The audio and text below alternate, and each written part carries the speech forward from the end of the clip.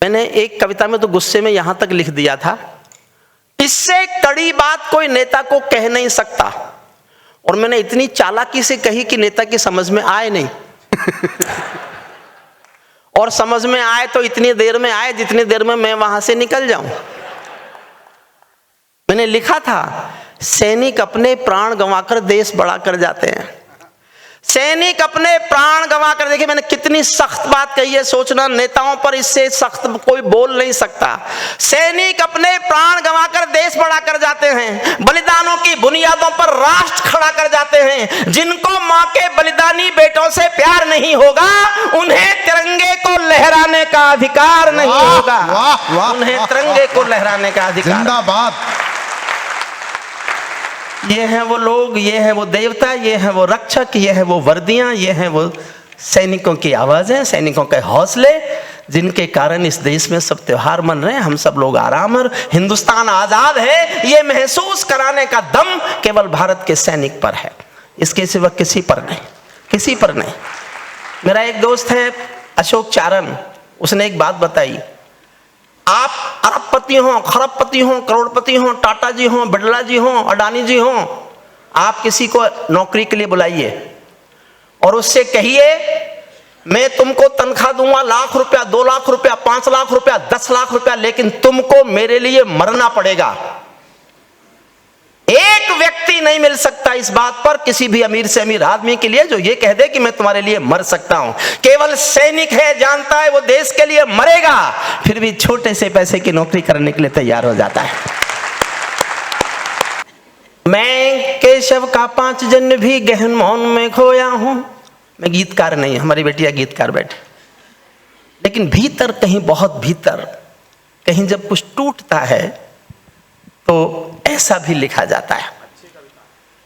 मैं केशव का 5 जन्म भी गहन मौन में खोया हूँ, उन बेटों की याद कहानी लिखते लिखते रोया हूँ, उन बेटों की याद कहानी लिखते लिखते रोया हूँ, जिस माथे की कुमकुम बिंदी वापस लौट नहीं पाई, चुटकी झुमके पायल ले गई कुर्बानी की यमराई, कुछ बहनों की राखी जल गई है बर्फीली घाटी में, वेदी के गठबंधन मिल गए हैं करगिल की घाटी में, पर्वत पर कितने सिंदूरी सपने दफन हुए होंगे, बसंतों के मधुमासी जीवन हवन हुए होंगे, टूटी चूड़ी धुला महावर रूठा कंगन हाथों का, कोई मोल नहीं दे सकता बासंती जज्बातों का, कोई मोल नहीं।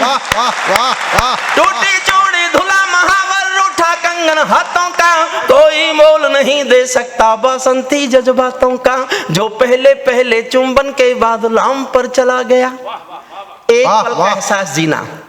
और मैं 20 साल से पढ़ रहा हूं ये कविता, लेकिन इससे पवित्र मौका जहां मैंने जिनके लिए लिखी उनके चरणों में बैठ के पढ़ने का मौका मुझे महावीर इंटरनेशनल ने दिया, मैं इस बात को जीवन में कभी नहीं भूलूंगा। जो पहले पहले चुंबन के बाद लाम पर चला गया, नई दुल्हन की से छोड़कर युद्ध काम पर चला गया, उनको भी मीठी नींदों की करवट याद रही होगी, सबको परिवार याद आता है, उनको भी मीठी नींदों की करवट याद रही होगी, खुशबू में डूबी यादों की सलवट याद रही होगी, खुशबू में डूबी यादों की सलवट। और मैं अपने जीवन की सबसे अच्छी पंक्ति कर्नल गुरमीत सिंह जी आपके चरणों में भेंट करता हूं। मैंने इससे अच्छा जीवन में कुछ लिखा ही नहीं, रोया भी बहुत था, लेकिन मुझे लगा मैं जीवन में एक ही पंक्ति अच्छी लिख पाया हूं, वो पंक्ति आपको सौंपता हूं। मुझे दुआएं देना तालियों से, अगर ऐसी पंक्ति मैंने एक और लिख ली ना तो महसूस करूंगा मैं कवि हो गया हूं। जीवन की सबसे अच्छी पंक्ति सुनो। उनको भी मीठी नींदों की करवट याद रही होगी, खुशबू में डूबी यादों की सलवट याद रही होगी, उन आंखों की 2 बूंदों से 7 सागर हारे हैं, उन आंखों की 2 बूंदों से 7 सागर हारे हैं, जब मेहंदी वाले हाथों ने मंगलसूत्र उतारे हैं, जब मेहंदी वाले हाथों ने मंगलसूत्र उतारे हैं, गीली मेहंदी रोई होगी छुपके घर के कोने में। मैं एक ऐसी बिटिया को जानता था जहां मैं पढ़ाता हूं, वो एक फौजी से प्यार करती थी, ना बिटिया ने घर पे बताया, लड़की ने घर बताया, ना फौजी ने अपने घर बताया। दोनों ने शादी का भी तय कर लिया कि अगली छुट्टी में फौजी आएगा तो शादी करेंगे। वो लड़की उस फौजी के नाम की मेहंदी रचा रही है बैठी हुई, और जिस समय मेहंदी रचा रही है उसके नाम की, उसी समय खबर आती है फौजी शहीद हो गया। इस पल को जीना मेरे साथ। गीली मेहंदी रोई होगी छुपके घर के कोने में, ताजा काजल छूटा होगा चुपके चुपके रोने में, जब बेटे की अर्थी आई होगी सोने आंगन में, जब बेटे की अर्थी आई होगी सोने आंगन में, शायद दूध उतर आया हो बूढ़ी माँ के दामन में, शायद दूध उतर आया हो बूढ़ी माँ के दामन में, वो विधवा पूरी दुनिया का बोझा सर ले सकती है। संसार के किसी भी मुल्क में, किसी भी मजहब में स्त्री अर्थी को कंधा नहीं देती। करगिल के युद्ध में एक बेटा शहीद हुआ था, वीरेंद्र सिंह। भरतपुर के पास एक गांव है अजान। जब सेना के लोग उसका पार्थिव शरीर लेकर आए तो उसकी पत्नी गायत्री देवी नाम है उनका, उन्होंने अफसरों की मर्जी के खिलाफ, गांव के लोगों की मर्जी के खिलाफ शादी के दिन के कपड़े पहने और शमशान घाट तक अपने पति की अर्थी को कंधा दिया। ये दुनिया की पहली घटना थी जब कोई औरत अर्थी को, उसके बाद तो काफी घटनाएं घटी, लेकिन पहली घटना थी ये। मैंने इस पर एक लाइन लिखी है, आपका मन मांगती है, समर्थन मांगते सदन का सुनना।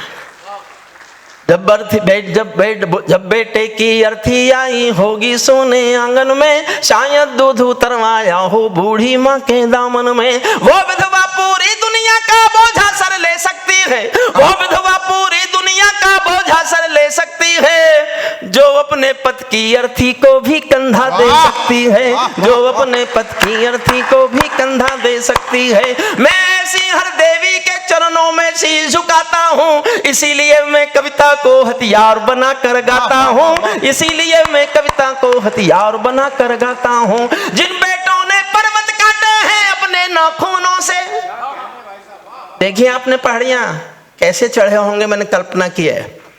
अंतिम 6 पंक्तियां सैनिक के शौर्य पर बोल रहा हूं। मैंने सैनिक के शौर्य पर केवल 6 लाइन लिखी है इस कविता में, वो सुनिए।